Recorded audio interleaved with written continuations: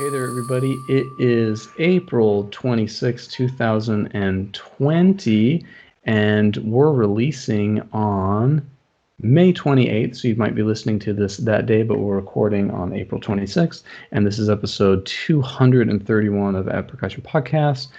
And yeah, with me as usual, I've got a few of my co-hosts. Karli is here. Hi, everybody. And Ksenia Komjanovic is here. Hello, everyone. So this is called the Percussive Arts Society Composition Committee Roundtable. I've got probably most of the committee here. Nick can kind of walk us through how much of them we have, but I thought it'd be nice if we just kind of go around the room real quick, and if I could just say your name and please say hello so we can match a name to a voice. I've got Dave O'Fallon's here. Hi. And veteran to the podcast, Brian Blume is here. Hey, friends. And the chair of the committee is Nick Meyers. Hello, everybody. And Dan Krumm is here. Hey, all. And Brian Graiser. Say hey, Brian. Hey, Brian. Good, thanks. Nice to have you here. And Mark McCafferty is here. Hello. And finally, we've got, also Greg Haynes is here. Hello, everyone. And finally, I'm not on the Percussive Arts Society Composition Committee, but I've got a mole on the inside, and it's Caleb Pickering. Hey, how's it going? So yeah, hey, well, welcome you all. Thanks for being here. Thanks for trying this out. These are always kind of crazy episodes to try to do because we've got so many people, but they're also really fun because we can hopefully get lots of good discussion, conversation, and tell everyone more about what PAS does. And I thought the first question I would ask, I'd send to Nick, who is the chair of the committee, and that is just what does this committee do, the Percussive Arts Society? What is your role? Okay, thanks. That's a great question. Now, we have several items that we're in charge of within the committee. To me, our largest item is coming up with a category for each year's composition contest. We also provide the solos for the Rhythm Scene articles, which has currently become a blog. We find judges for the contest. We, of course, advertise for the contest. We field any kind of questions on the compositional side relating to composition through percussion. We've held several panel discussions over the years at PASIC.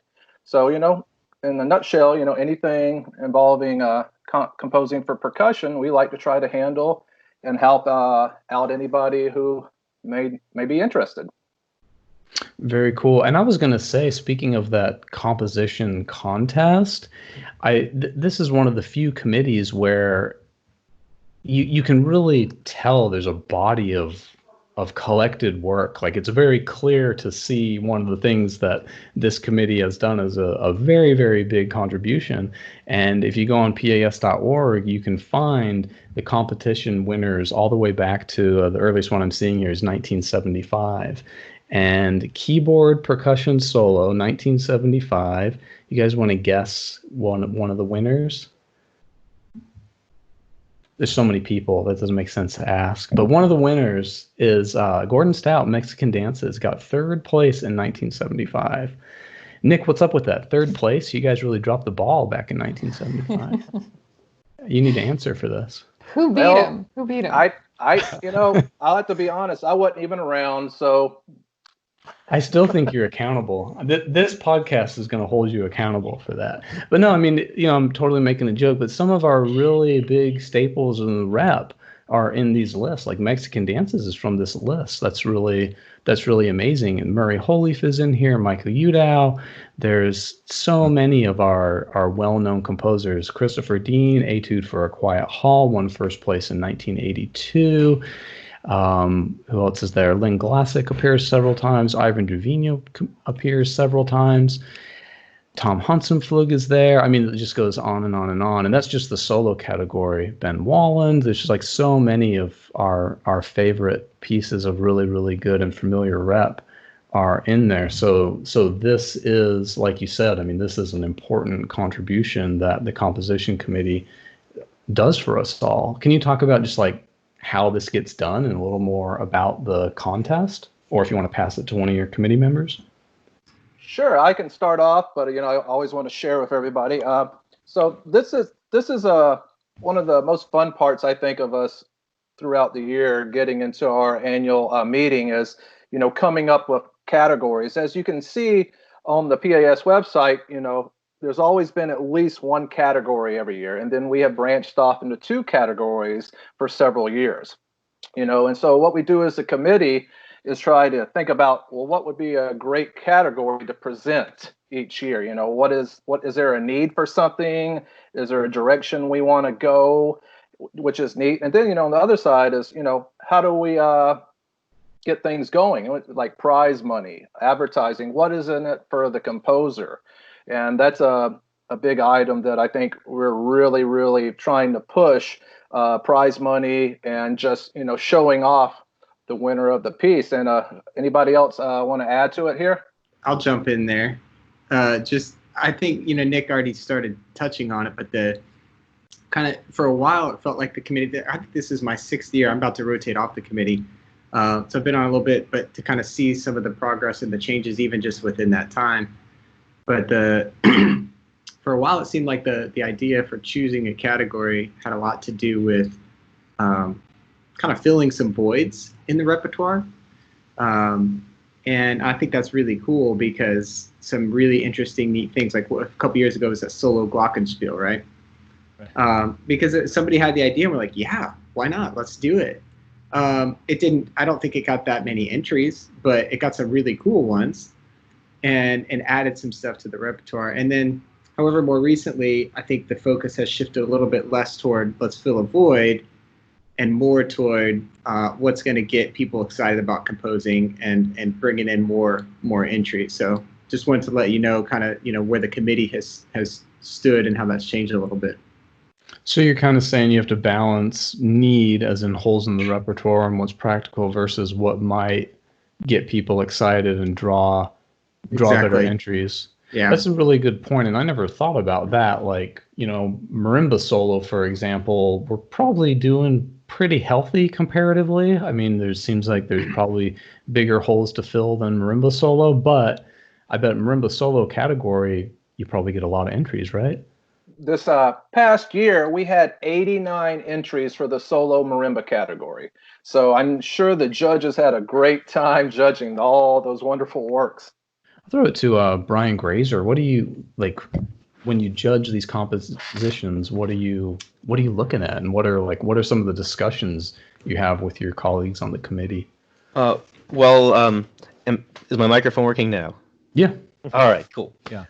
Well, I think first off, we should probably preface it by saying that almost none of the judges from year to year are actually on the committee. We think that it's really important to keep it separate, and if anybody on the committee, for instance, knows that they want to submit a piece that year, then they take themselves out of the planning for that after a certain point in the process because they want to keep it independent. But I can tell you, if I were to judge, or when we're putting these things together in the planning stages, and we're thinking about what the judges might need to contend with, we do think about things like, what's going to get the most interest, as Brian said, but the most interest from knowledgeable and vetted composers. If we just say, hey, let's just do marimba and electric guitar, we're probably going to get a lot of pieces, but I don't know if those are necessarily going to be the pieces that the people that we would reach out to be judges would necessarily want to sift through.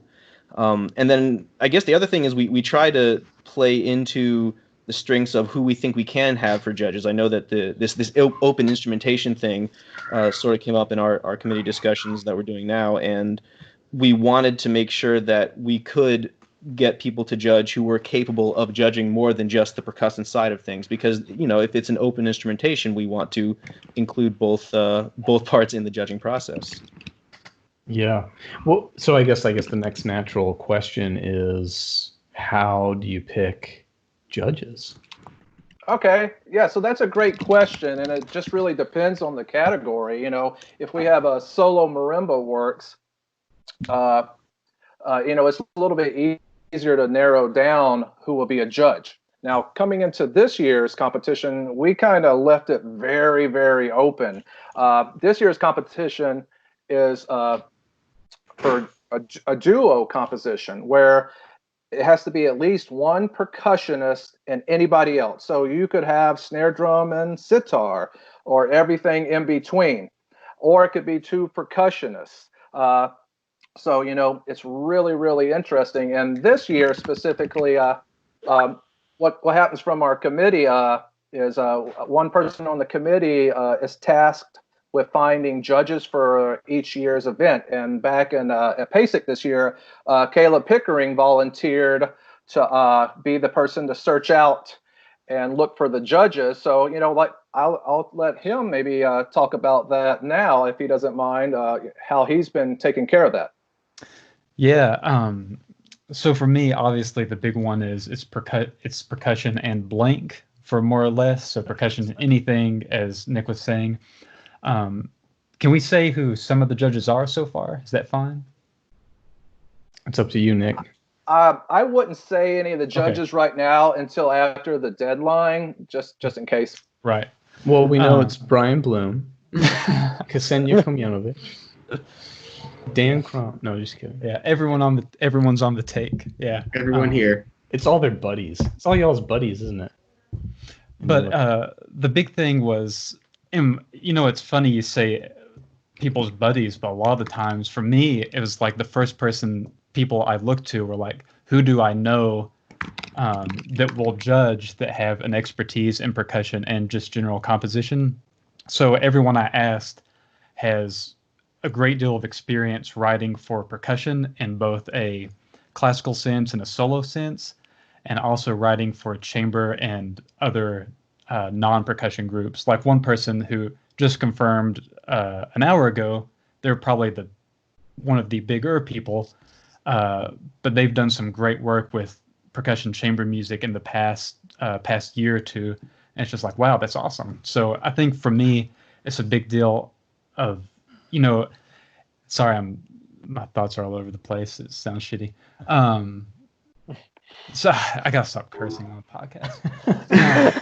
But There's a meeting. There's a PAS meeting. Yeah, keep it. Oh yeah. Keep it civil over there. But it's like important that you pick someone that has experience with the idiomatic nature of the instruments, because you don't want everything to be Zyklus. You won't want to have 20 Zyklus entries at the same time, but also someone that can write, for clarinet, that knows how clarinet functions and isn't just writing for, two mallet marimba and then they just do Sibelius add instrument. Yeah, played on clarinet. Okay, so this person's a clarinetist. That's our hint. It's not. Okay, I think I know who it is.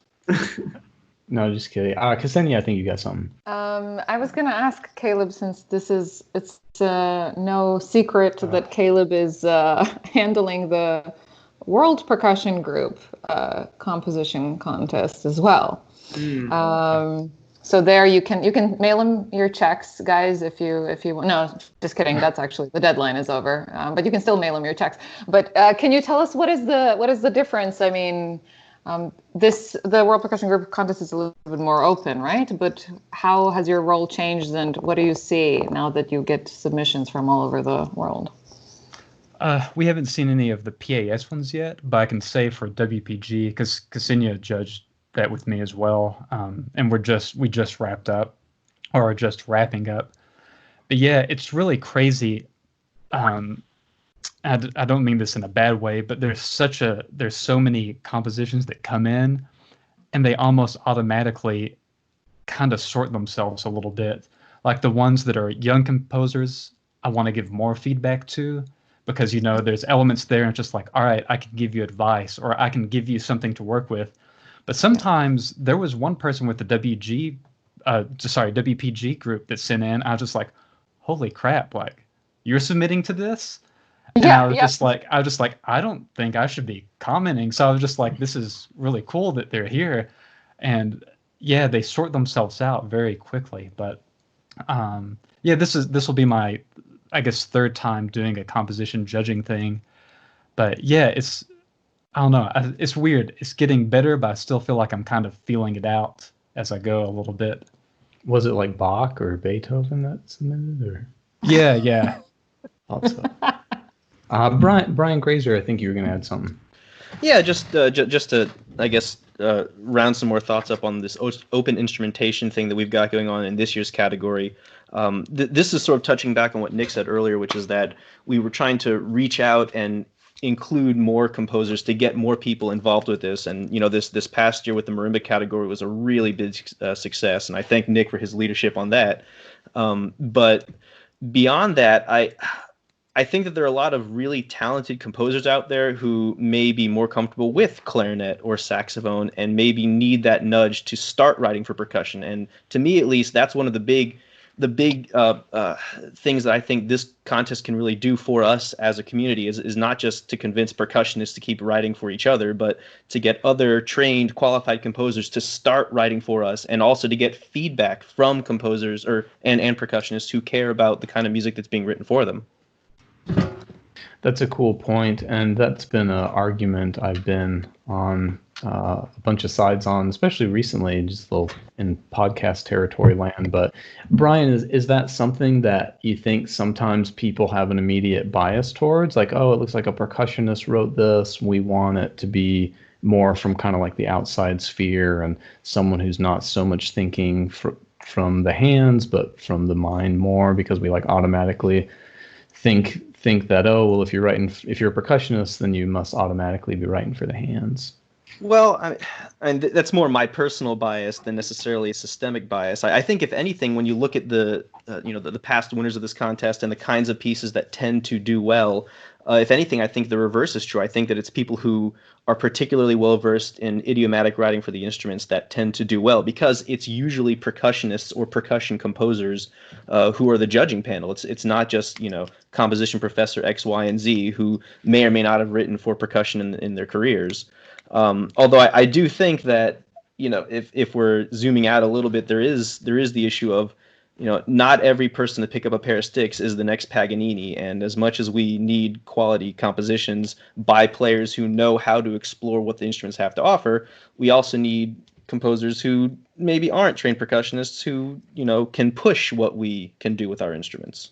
Yeah, cool. Well said. Brian and Blume. Yeah, just keep an eye out the June percussive notes. There will be an article on this very topic that I had written something, basically the same article a couple years ago. Casey, we even talked about this a few years ago when I was on the podcast, but this idea of percussionist composers is a pretty fascinating thing. And but yeah, a little pitch for percussive notes. It will be in the June issue. And that's something, Nick mentioned as far as what we do as a committee. That's another thing that we aim to do as a committee, is to offer articles, thoughts, research, whatever it is on the topic of composition for Rhythm Scene, which is now the blog, or the Percussive Notes. And did I ask anybody what the current entry is, the current category for the competition? I don't know if we did that yet. Brian, can you tell us? That's the percussion plus second instrument or performer, or it could be two percussionists, right? It has to be at least one percussion. So it's duo, at least one percussion. Okay. That deadline, this year. Yeah, that's for this year's current ongoing. It's open right now. That deadline is August 3rd, 2020.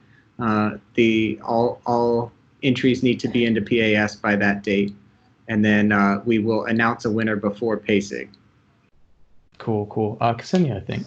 I was just going to ask, since we throw this term out there so much, percussionist composer, I'm just wondering, have any of you had the opportunity to poke your heads into other instrumentalists' lives and realize that, they have such a thing as like oboist composer? Do oboists talk about oboist composers and they think that it's a very controversial idea? Or I don't know, whatever else, cellist composers, or is it just percussionists that are hung up on that? I've looked into it. It's just percussionists that are hung up. Ooh, yeah, you sound opinionated. Yeah. Casey. You want to share? But you know why? Is because we don't have the history of the rep. Like, we don't have. Exactly. I think we're in this race to say, hey, we aren't just the person in the back of the orchestra playing that one triangle note. We also have legit rep. We also have, quote, real composers. And I think we have a bigger axe to grind than a lot of the other instrumentalists. So no, I don't think, from my experience, and no, I haven't actually looked into this extensively, but from what I know, yeah, other instrumentalists don't have these type of heated debates over like a flautist composing flout music. They don't say stuff like, well, it's just going to lay well in the fingers, so screw that. Like, I don't think they do that. They're more going to go like, oh, cool, new music that lays well in the fingers. Is it cool? It's cool. Wow, great score. It's cool and it works. That's great. Like, we need to do that more. Do I still sound opinionated? I tried to chill it out. No, definitely 100 degrees Fahrenheit. But I was going to say, it's I think I hear this a lot of the times from percussionists, and sometimes we sound like an autoimmune disease. It's like we want to get ourselves out of the game. We can just contribute. But Brian Graiser here says, my wife, the harpist, might disagree. Can you elaborate? Saxophone players might feel similarly, I wonder, because they also are sort of newer to the game. But please, can we know what's going on in the harp world?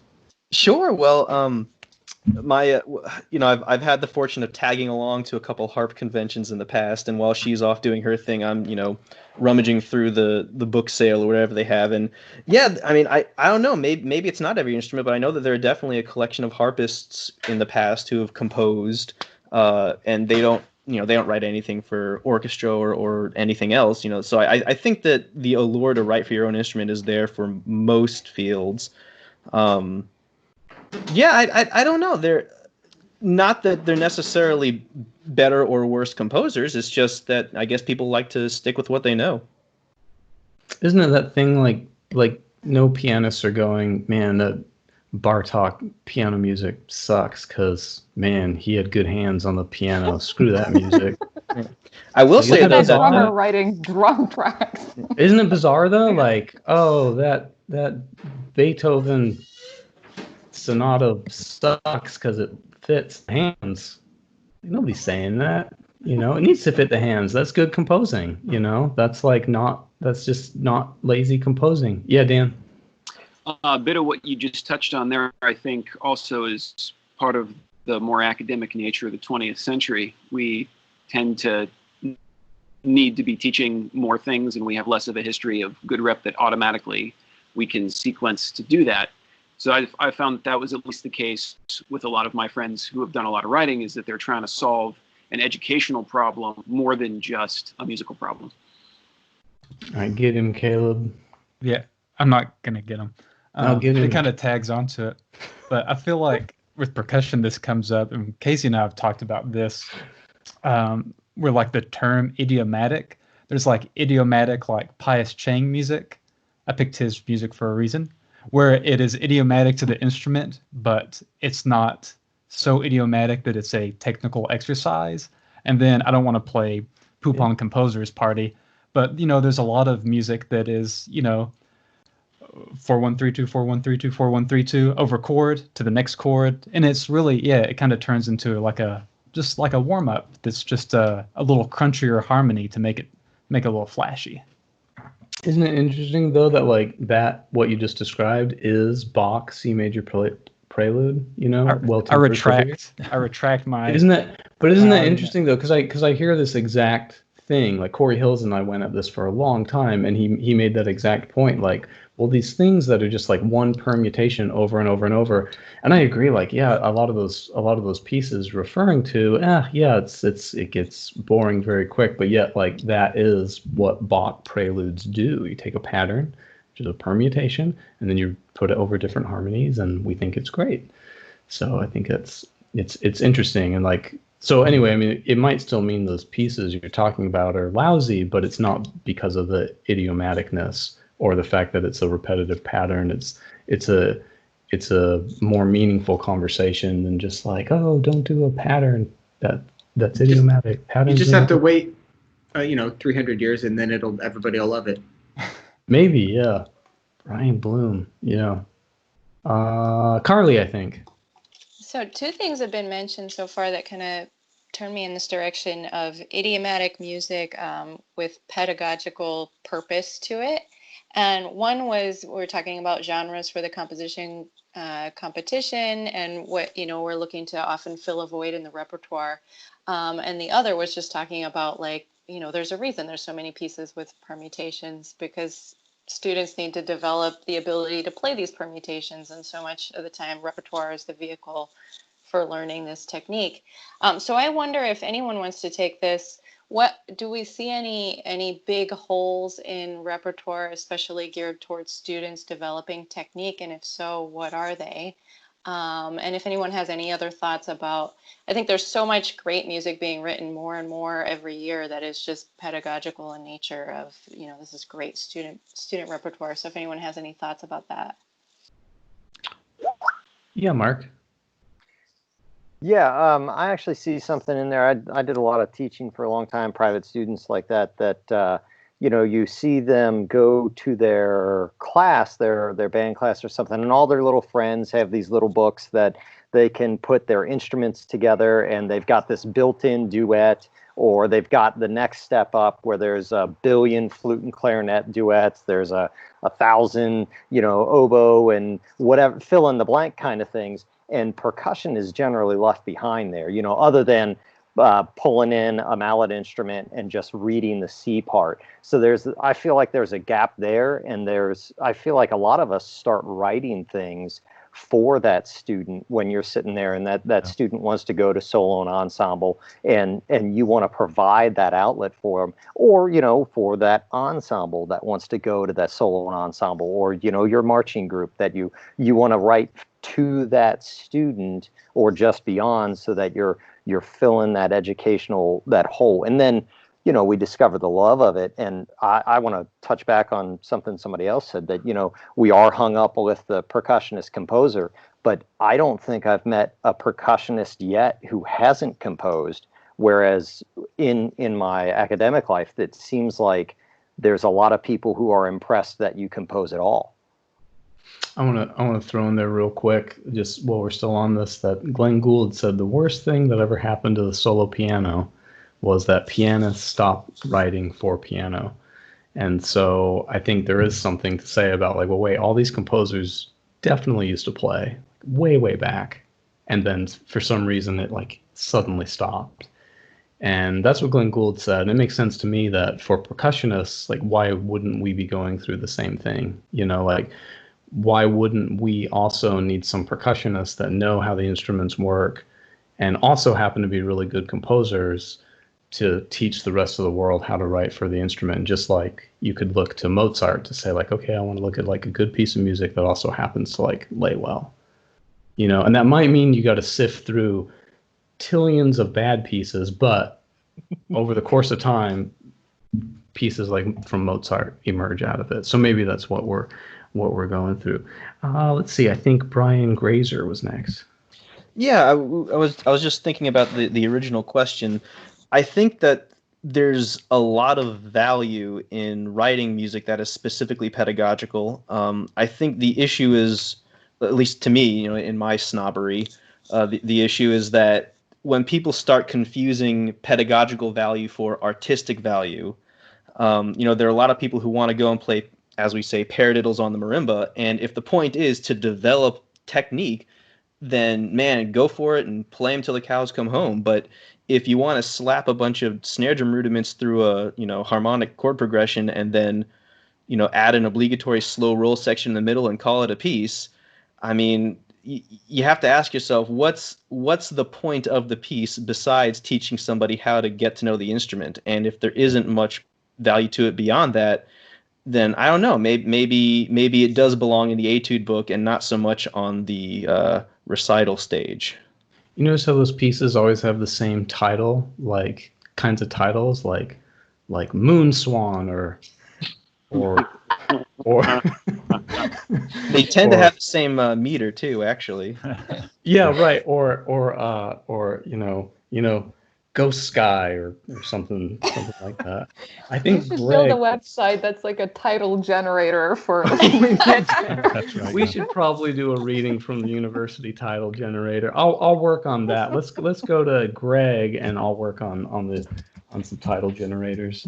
Yeah, I was just going to comment with respect to the initial question that, a lot of us will write pieces for our own students, just on the micro level if they need, a particular technique workout, or they need to understand something about secondary dominant changes or whatever it is, whether it's solo or ensemble. Sometimes that ends up being a great solution and combines together, the desire to write music and the desire to teach our students well. So I think a lot of that is probably going on, and maybe is just, more under the table. Yeah, for sure. Good point. Brian, I think. I wonder, Brian Graiser, you're talking about almost asking about the value of some of these kind of like slapped together types of compositions. If there's value more than educational, pedagogical, I'm not going to answer that question. I don't know, but something that comes to mind as a composer, I'm thinking about what my role is as a composer in the percussion world sometimes. When I do write things that are more geared toward like the pedagogical value, but then I see people that just trying to think how to say this. Well, I guess I'll just ask the question to you all, maybe. How much value do you place on something just because it's new? You know what I mean? So like, if there's already 50 of those marimba solos to choose from in your drawer that are all of the same sort and could all work for your student, but then there's this new one that just came out yesterday, are you apt to choose that new one? You know what I'm saying? It's like pop music. You could argue that there's a ton of pop music that's all the same, but you listen to the new stuff. You go get that new album when it comes out, even though it sounds like the other 50 that you just listened to. I don't know. What do you guys think on that? Yeah, and you could even argue, like, scientifically, it is the same. Like, especially pop songs, like they have been rewriting the same songs for decades, Yeah. but So yet they seem new enough. I guess, in my opinion. So should we keep composing those kinds of works because that's what people want? It's almost like consumables. They play it for a week and then it's done, and they want another one. Yeah. I don't know. I've never thought about that, but it's true. Like, I mean, I do get, I get tired of this, this band's tunes for a while, and then I switch to another one. And probably if you did the math and looked at the rhythm and harmony and everything, it's actually not that different. So yeah, I don't know why. I wonder if the solos work the same way. I feel like I jump into, as far as the new versus not new, and this might be just me, but I feel like a lot of the times, not so much for the quality, but to kind of keep myself sane. Because, I mean, you think about chorales. There's that chorale in the Zivkovic book, and I think I've taught it like 50 times in the past 2 years. Mm-hmm. And so I'm always looking for like fresh rep, not so much for the student's sake, but so I don't have to hear the same, every year hear the same 10 etudes getting, I don't have to hear Goldenberg 8 like over and over again every semester. So I'm always trying to supplement with something fresh. Yep, I second that. That's a very important point. Okay, how about this one I'll start it off with Nick. What makes a good panel discussion at PASIC, and what would you hope to hear in an ideal composition panel discussion? All right, panel discussion at PASIC. Okay, so, to me, I think one that doesn't discuss just one item. With percussion and composing, there's so many aspects that go together in order to be successful. I know, like in the past, we've had panel discussions at PASIC, and we get a 50-minute time frame that's just eaten up before you know it. I mean, we could go 2 or 3 hours and still want more time for discussion and feedback. I think I would personally love to have a panel discussion which talked about composing, advertising, and publishing in one event. Because, nowadays there's so much more that goes in to composing. Some people are strong at composing, some people are great at advertising. And then what do we do on the publishing side? Is it self-published? Is it professionally published? I'm always interested in hearing from older composers as well, who have lived around and had lots of experiences and can vouch for how things have changed over their career. the evolution of composing, which is not solely about composing anymore. It is about getting the word out to the public. Sometimes you probably are with me. You could have the greatest composition, but if nobody's ever heard of it, it doesn't really get out there. So to me, one that discusses several factors. And we should probably also mention that for the 2021 panel, the way that PAS is doing this is that, you know, there's no such thing as an automatic in. So we're going to have to apply just like anybody else to have the panel, but hopefully it's a strong enough idea that they'll like it. So 2021, and this is my pet interest, is the 100th anniversary of the invention of the vibraphone. And I can talk all day about it. But so what I was thinking we could do through the composition committee is put on a panel that's sort of this hybrid panel discussion and performance kind of event where we'll have a group of 3 to 5 composers who have written for the instrument, and then maybe in between big question and answer sessions we can have, you know, some performers hop up on a vibraphone and play like 2 or 3 minute excerpts out of the rep that they've written themselves. And then hopefully we can get the composers to talk about why they wrote for the instrument, what they like about it, where they think it's going, what they think their lasting impact is on the instrument, where there might be future potential to explore for other composers. And I would hope that those are the sorts of things that any panel discussion with composition would include. Yeah. Any other thoughts? Dan, I haven't heard from you in a while. You have any thoughts on what makes a good composition panel at PASIC?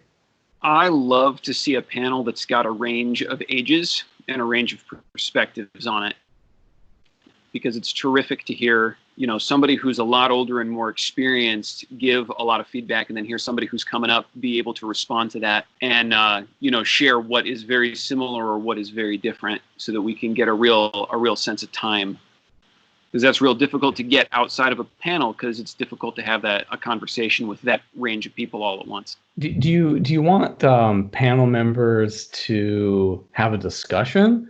Because I know I've sat on panels at PASIC, and I've seen panels where I feel like kind of just one by one people rip off answers to questions, and though the answers might be great, but I often want them to like I want this panel member to set off ideas out of this other panel member that I otherwise wouldn't have, you know, maybe wouldn't have gotten a chance to hear. Is that just me, or is that a goal, Nick? I mean, I think it really depends on the topic and who we have on the panel. And one of the things we always try to keep in mind when we're doing these panel discussions is, you know, who is our about aspect, somebody with a degree, and we tend to forget that we've got high schoolers and grads, students, all the way up for people who have been retired. So that's one of the things that, you know, in the past that we've tried to hit upon in coming up with questions. Yeah, gotcha. Yeah, how to get to such a wide audience and different ages and experiences. Ksenia, I think you've got something. I was going to go back to something that Nick has mentioned already a couple of times, and that is this idea of advertising and the need for advertising. Now, I'm thinking you have probably the best platform that a percussionist may have for visibility and for communication.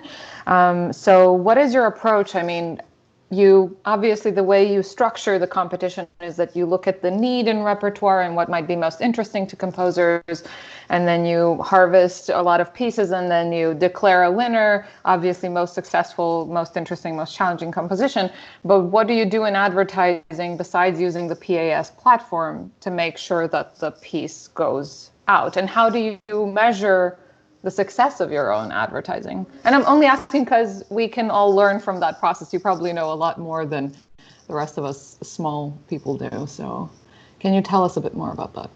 Yeah, sure. Now, it takes everybody on the committee to assist with this and outside. So I know I can shoot over. One of the things when people are submitting their entries, they have to check off a box like, how did they hear about the contest? Because PAS is always wanting to know, how did you find out about what we do? And that's really, really great on that side. Now, on our side, you know, we've got over 10 committee members. So we're all throwing it out to our state chapters.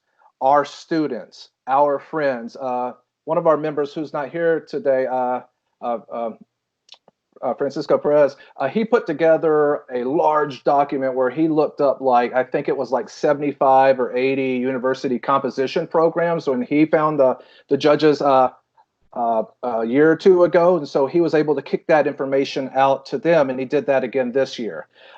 We all have ties around the world. A part of what I did, I studied in Norway when I was younger. And so I have connections to friends over there, and they would kick it to those universities and performers as well.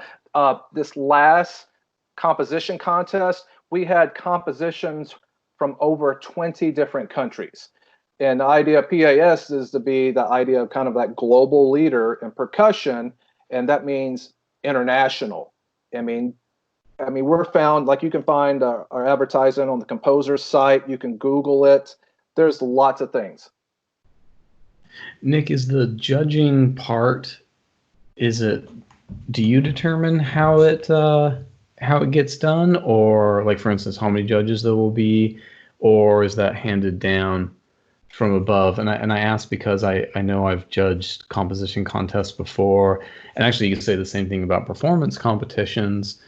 One judge will like player number 1 the best, judge number 2 likes player number 5 the best, and someone in between ends up winning. So no one's favorite wins. Does that make sense? And I think it's very simple math numbers here. So if we all have a different number 1, likely everyone's number 2 or number 3 will win. And the audience that saw it and looked at it all was like, wait, that's who won? That was nobody's number 1. You know what I mean? So I sometimes wonder how many judges should there be? Okay, that's a great question. So, what we've been going with in the past contest is 5 judges. 5 judges. And we came up years ago with a rubric that we will be looking at in the months to come before the deadline comes, because we want to make sure our judging rubric fits the category every year. And, it works well for every year, but we want to make sure we tweak it and it works. And there's certain questions in there. And then there's a numerical system. Let's say is the composition overall written at a high level? Okay, so that's up to the judge. 1 meaning low, 5 meaning high. And so each judge, they're filling out this online data so that PASIC, they'll put it together. They actually have somebody at the PAS office that'll the computer tabulates everything. The judges don't talk to one another or see or everything. And then, like you said, it might be everybody's or most people's second or third favorite one that ends up winning. So it's a clear kind of decisive end result by doing that. Now, we on the committee, we're free to do our rubric. I mean, we could choose how many judges we want. So we have that ultimate freedom to do that. And I know the online judging, we went to the online judging recently. Back in the day, which was probably 3 or 4 years ago, they used to still do it by paper, where people would have to send in stuff, and the judges and PAS was just like, oh man, we gotta do something about this. So it's become a lot easier now, and the judges have the freedom to get to it whenever they can, because I know this last year having 90 compositions was a pretty hefty workload. Yeah, Brian Graiser. So I didn't mean to put that in all caps. I'm not that excited. I should maybe also mention that the judges are all volunteering. I mean, it's not like we're giving them a big old fat paycheck for this, and we do want to make their lives easier when we give them this huge workload, and it's just really awesome that they're going into this knowing how much time it is going to be for them. Yeah, that's a good point. Yeah, I always feel like I say that if anyone has some some gripe with something related to PAS, I often want to remind people dude, so much volunteer work goes on. It's cool we have this, Well, I think moving on just a little bit, let's move on to something just slightly different. From Facebook, Michael Irorio I'm sure I'm saying your last name wrong. I'm sorry. What are your thoughts on program notes? And I guess this is for composers. We'll start with composers and maybe start with Brian Blume. Do you find yourself writing program notes before or after or during the composition process? That always varies. I mean, I'm writing the notes, I guess, at the end for me. I may have an idea before the piece about what it is, if there's programmatic in any way or whatever, or I may not. Honestly, I might just start with sounds and music and then it develops over time. But actually write notes at the end. And personally, I love program notes. I don't like to write a piece and then give it to somebody and then they're like, what is this about? What should I know about this piece? You know? And I did judge the composition contest a couple years ago. It was the double keyboard one, solo for 2 keyboards, and a couple of my favorite compositions had no notes or no information, and I was like, oh, I really wanted more information. I wanted to know, what were you thinking? Like, this is some really interesting music, but why? How? You know? So I'm a big fan of the notes for sure. I feel like I'm a fan of the notes when they serve to elevate, you know, like when they, I don't know, because some notes are not, if they make the piece now really on the nose, and like it can spoil it for you, you know what I mean? True. Like it's like the story Charles Ives to the unanswered question, like originally released it with program notes and then the next edition they were gone. I think they came and gone like once or a couple times. That's like part of the piece then, though. So like I'm all for that, you know, if the lack of program notes or a minimal note is part of the piece because you want somebody to have the say in how they interpret it or what they think, then absolutely that's part of the piece. That's cool. Yeah, that's a good point. It's different. Mark, I think. Yeah, I think that's a really good thing to be thinking about when you're writing a piece is that, you know, if I'm going to have program notes, and I come down either side of it because sometimes they're very helpful. And sometimes it's like, man, I wish you wouldn't have said anything because I didn't get that at all out of the piece, you know. But, you know, trying to find that happy medium of what to add to the piece so that your audience, the performer, can actually interpret what you intend on there without also being too over controlling on it. You know, letting the performer have some freedom because they're going to try and realize your music, but also conveying your intentions accurately. I think is the fine line to walk with those.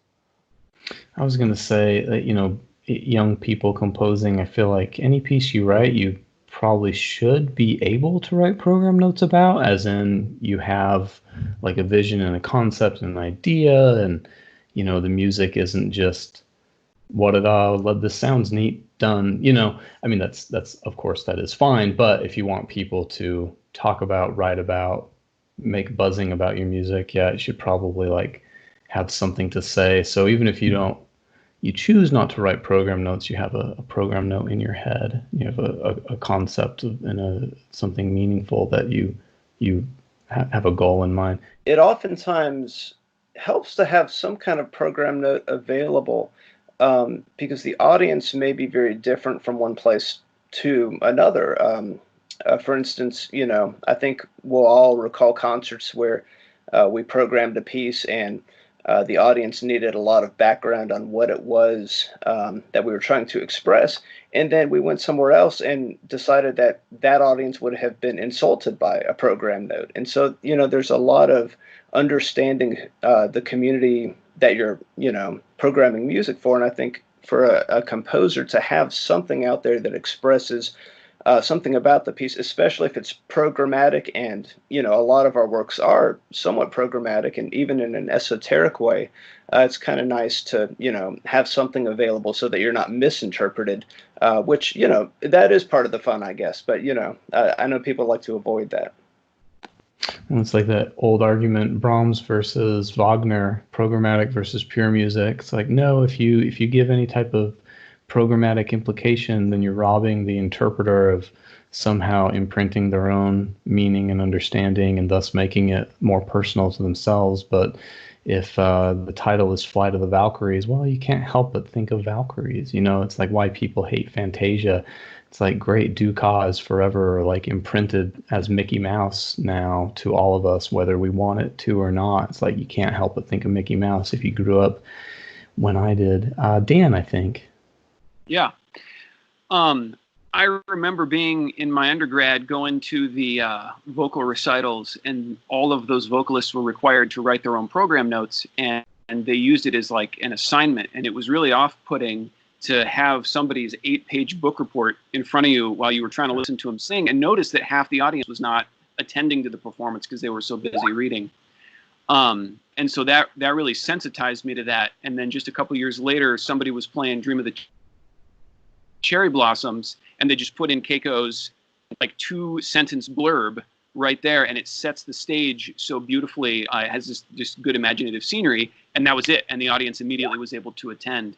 And so I've always, whether I'm writing my own program notes or preparing them for somebody else, I always make sure that a bunch of people read them and make sure that they're not too long, but that they're actually adding something to the experience of being there. I always think about titles with program notes. Just like if I feel like if I have a good piece, it's when I have the title first.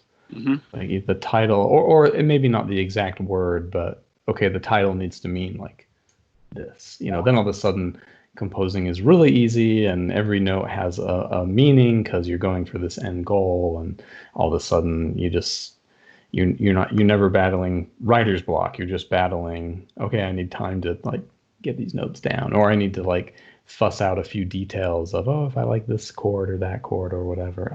Brian Graiser, I think. Yeah, just following up on what you were just saying.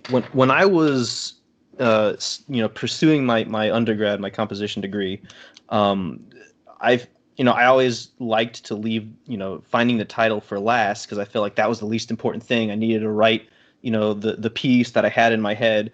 And looking back, I realized that was actually a really immature thing for me to do. And not to say that if anybody else wants to do it that way, they shouldn't. But for me, easily the best pieces that I've written, according to my own estimation, are those that clearly communicate some sort of idea, as you've been saying. And if I don't have the idea, if I don't have all the angles worked out ahead of time, then I'm basically just writing out my improvisation, which again is fine if that's what I call it. But I thought I was composing. And so, to have the title, or at least some idea of what the title is going to be about, to have that central concept, that will give you the answers to all the questions that you need to ask in the process of composing. And if you don't have that answer ahead of time, then you probably won't end up with a cohesive product. Isn't it always a letdown when, there's some piece you really read a lot into and you think is really cool, and the title is symbolic, and then the composer gets up there in the interview and, why is this piece called Bird Flew Into the Window? And they're like, well, because like when I was writing it, like, yeah, this damn bird like flew into the window, and so I was like, oh, what the hell, just do that. And you're like, really? Dang it, that sucks. Yeah, with program notes, I know we talk about this with our students a lot. Okay, are the program notes for your audience or the performer? Those are things that we discuss. And also, I've seen a large amount of, okay, so we think of program notes being in a published piece, but you can go to a recital and somebody can write program notes that don't exist. And I've even seen it where the program notes don't exist in the program, but the performer will come out and speak about it before, and I've even seen after it. And get this, even I've had or seen where there was like pre-recorded program notes. So you had this voice come on, and the program notes were read to the audience, and then the performer entered and played it to try to give a new way of presenting the program notes to the audience. Interesting. Brian, what do you think about writing down improvisations versus composing? And we asked someone, I forget who, but I know I asked this to one of the guests a long time ago, and Anthony, we spoke to Di Bartolo about this. Oh, that's right. Yeah, that was the question I submitted. Brian Blume. That Brian Graiser mentioned that, and I just I not really thought of it like that before. But obviously, they're both, I think, can be equally valid and interesting and effective and useful for various purposes. Whether you're playing it and you just want to play it that same way again because you liked it, or whether you're writing down something to share with another person. But obviously the connotation that goes with composing versus writing out my improvisation is that, you know, you are designing almost. You're structuring something in a way. Of course, good improvisers can do that on the fly equally as well. I can't, but I don't know. I never thought of that. I think it's really cool. This idea of like planning and designing and creating, you know, a whole composition versus just writing out an improvisation. It's a neat way to think of it for me.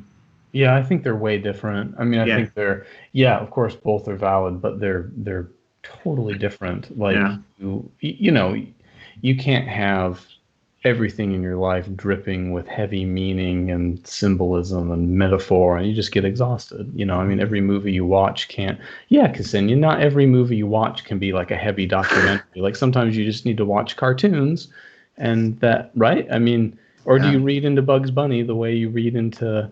Of course, Bugs Bunny is Hamlet for kids. You know. No, you got to have light stuff sometimes, right?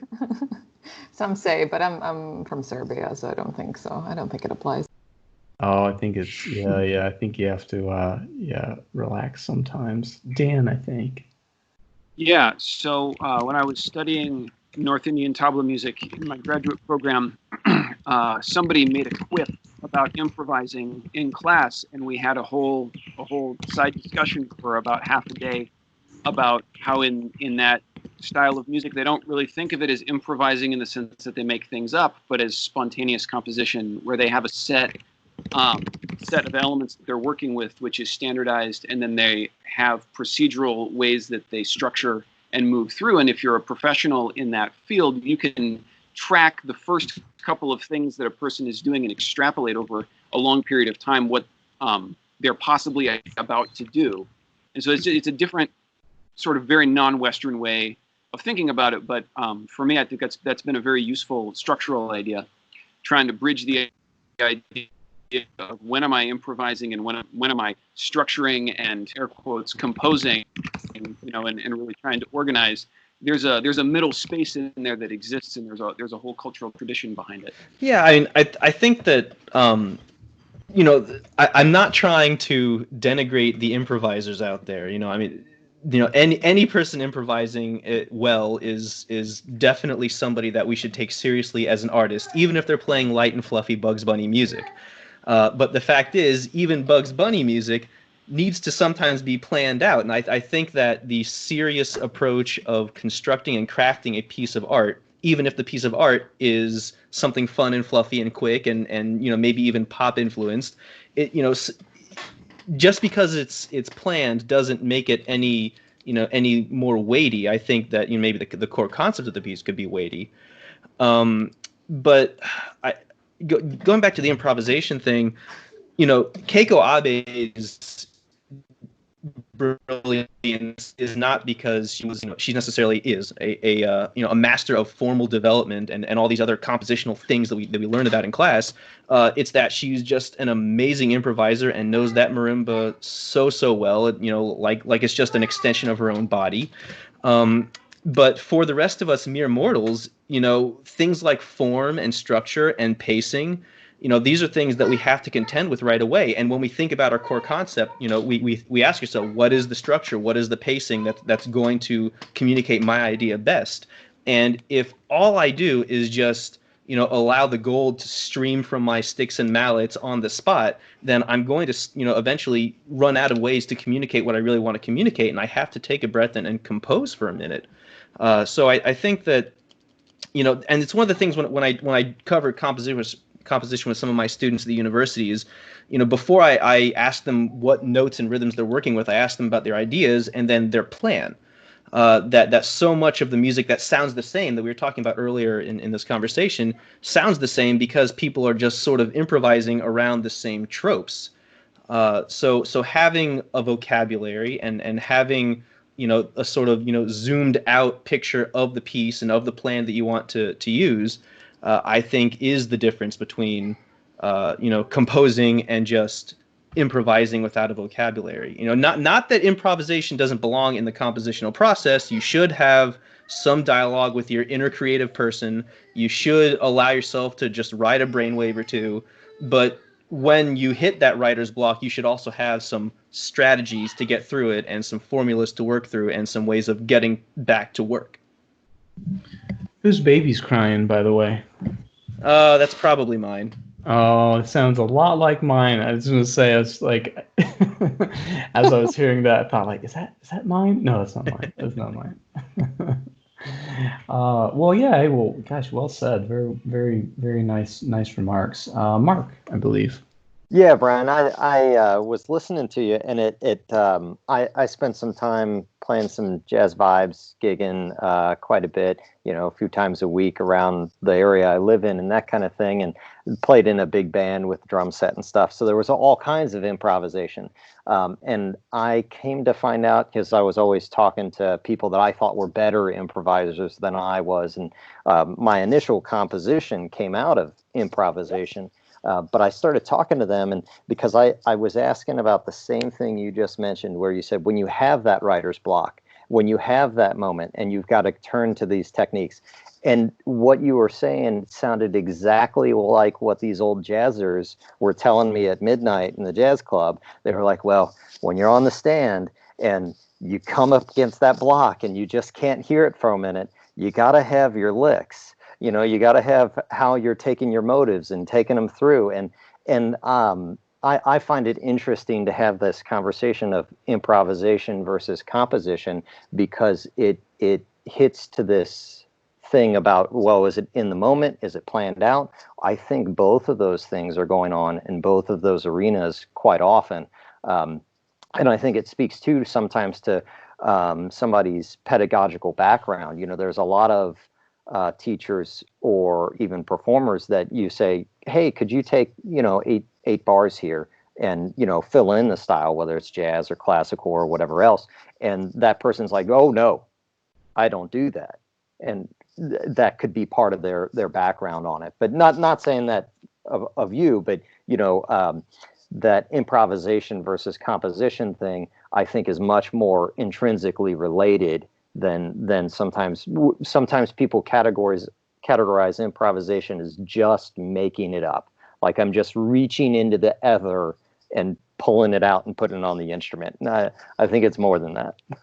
Yeah, I think, that comment Mark just made kind of, hit home base with me too, where, every individual is so different.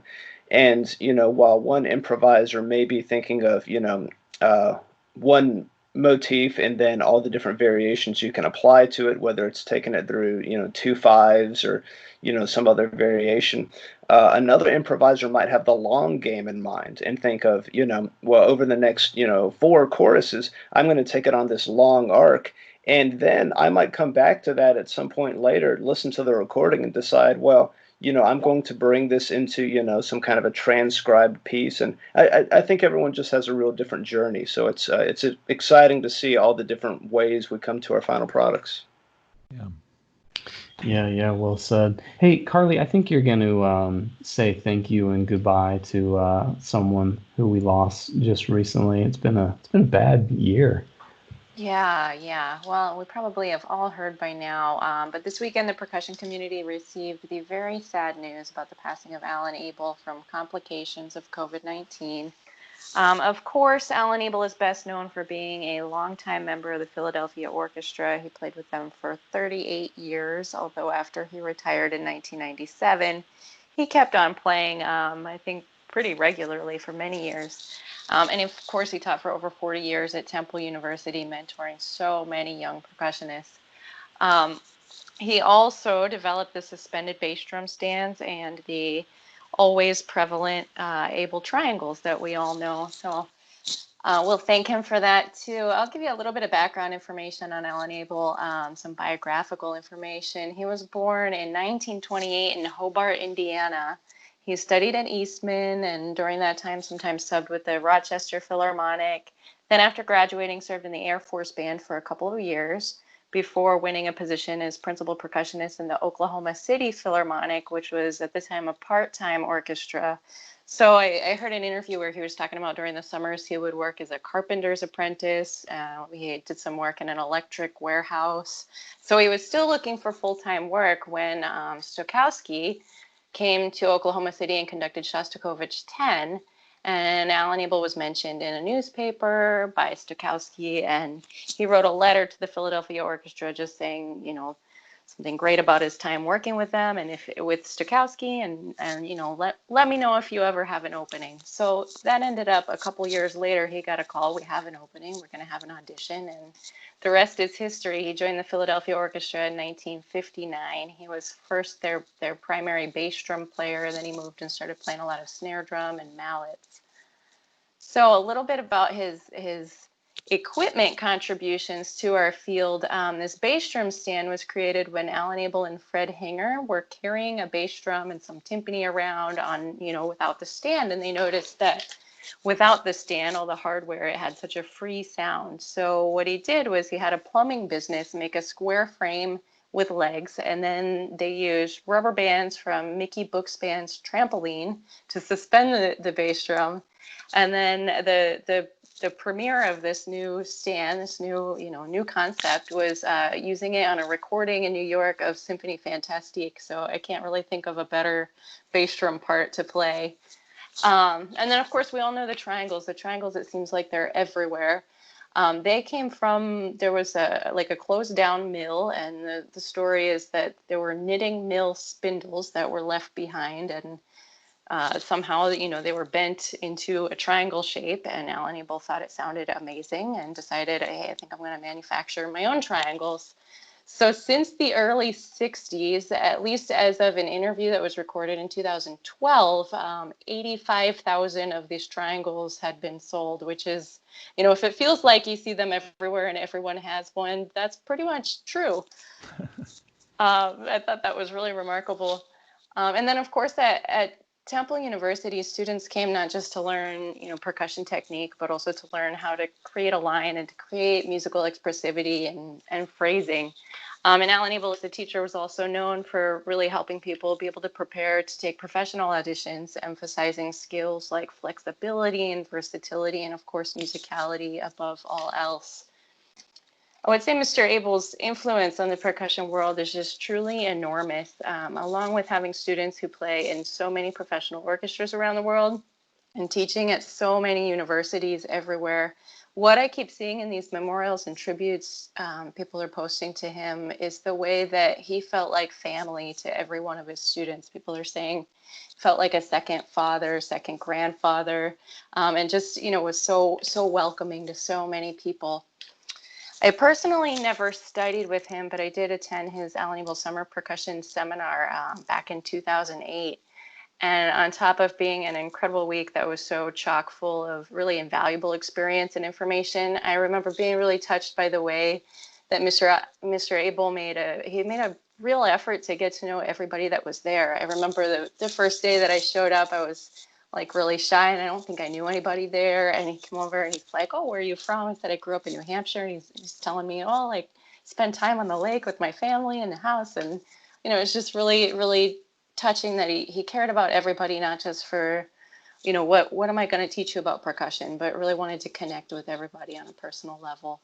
So thank you, Mr. Abel, for all you've done for our community and for our world, the percussion world and the music world. You will be very, very missed. Wow, thanks a lot, Karli. Yeah, for sure.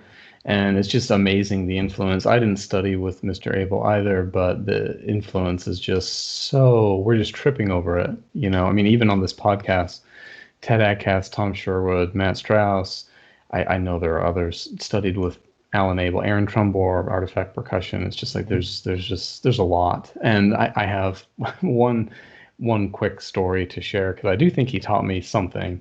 And he gave a master class at Boston Conservatory. I was a master student.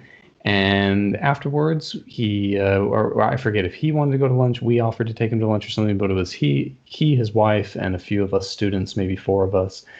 And I think we wanted to take him, to the nice fancy Chinese place around the corner. And closer was McDonald's. And I believe he said, no, let's just go to McDonald's. So we sat at McDonald's, And the other students were all, up straight in their chair and proper and, Mr. Abel, yes sir, no sir. And I just decided I wanted to tell jokes and make his wife and him laugh, and I did, and it worked, and they laughed so hard, and I had so much fun, and it was clearly the right thing to do rather than, I don't know, suit and tie, straight up, yes sir, no sir, blah blah blah, and it really taught me hey, some people aren't out there just to gather as much respect as possible and as many compliments as possible from the younger people looking up to them. Some people are just be genuine, be yourself, and I mean, of course, within reason. Obviously, it was all good humor, and it wasn't. It was all totally appropriate, but we had such a good time. And anyway, I'll never forget that. Nick, I think you were going to say something else before we began that. I can edit it back in, or depending on what you want to say.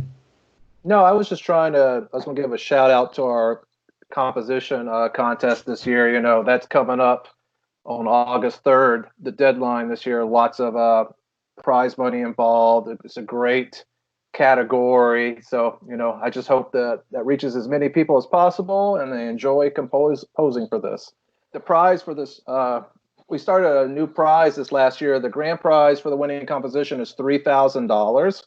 And we have two honorable mentions of $250. And this year we started something new as well, where the judges will be able to suggest other compositions of notoriety that they won't receive any financial backing, but they'll be listed on the website and they'll have a short write-up as well. We felt like as an educational item, we want to try to broadcast as many great compositions that come out of this contest each year. And that was just another way of doing it without having to dive and find funding for it. Awesome. Well, way to go. I mean, it's very clear that this committee is important, that this committee matters, and has done so much great stuff over the years. So, hey, thank you all so much for joining us, and being in there for a long episode and with a lot of people in the room. It can get a little confusing, but I think it was great. So we'll catch all y'all listeners on 132, and PAS Composition Committee, thank you all so much. This was fun, and I'm sure we'll see you around. So bye, everybody. Thank you. Bye. Thank you. Thank you, Casey. Thanks, Thank man. you.